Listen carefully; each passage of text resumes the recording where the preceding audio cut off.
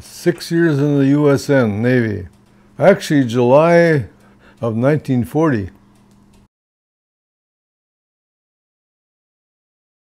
California was my first ship, and actually we no more than got aboard and we headed south and then to Pearl Harbor.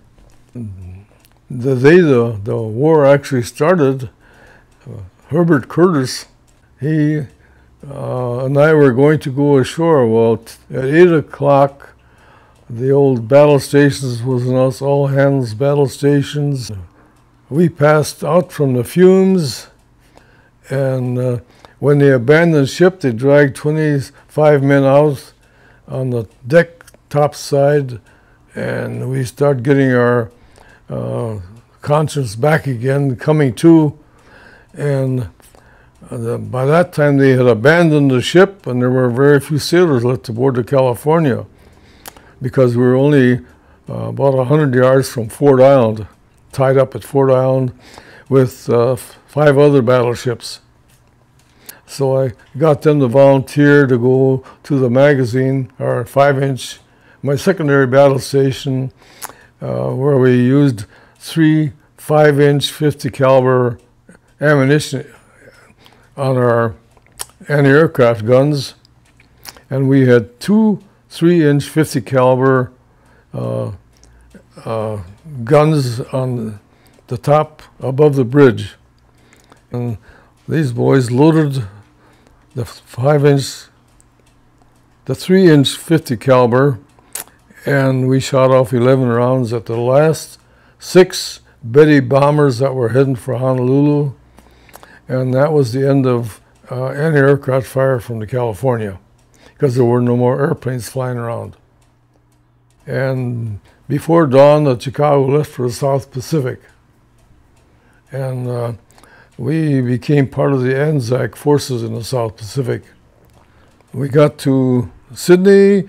3 or 4 Japanese midget submarines came in one night to try to torpedo us, and they sent, to my knowledge, they only sent 1 torpedo, and that torpedo hit a barge that the Australian soldiers were living in, using for housing, and quite a few of those men died when that torpedo hit the ship. And we arrived there at dawn at Guadalcanal, and we naturally used all our guns to soften up the beaches for the Marines that were following. We heard that the Japanese were coming down to do battle, the Japanese ships, and they fired 2 torpedoes at the Chicago that I know about, because one of them took our bow off of the Chicago, about 45 feet of our bow, and the other one hit amidship and didn't explode, or I'd have been dead that instant, because we were at port and starboard watches, and I was sleeping just above where that torpedo hit.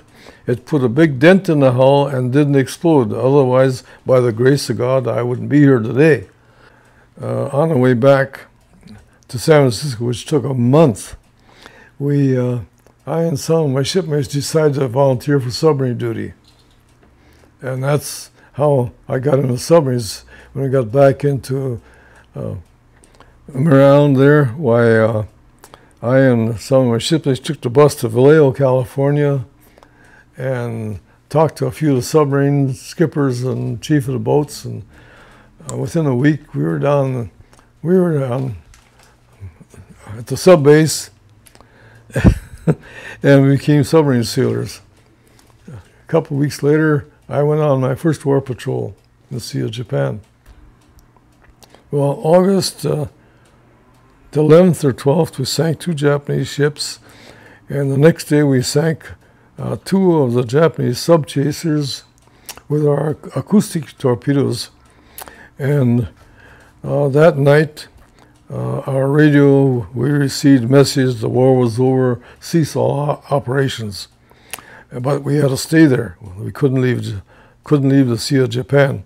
During about the 25th of September, before they let us out of the Sea of Japan, somebody fired a torpedo at the USS Torsk. and this is daytime, and we happened to spot the thing, and were able to evade that torpedo. Otherwise, we'd have been sunk on the 25th of, I think it was September. I'm getting my September now and my August mixed up now.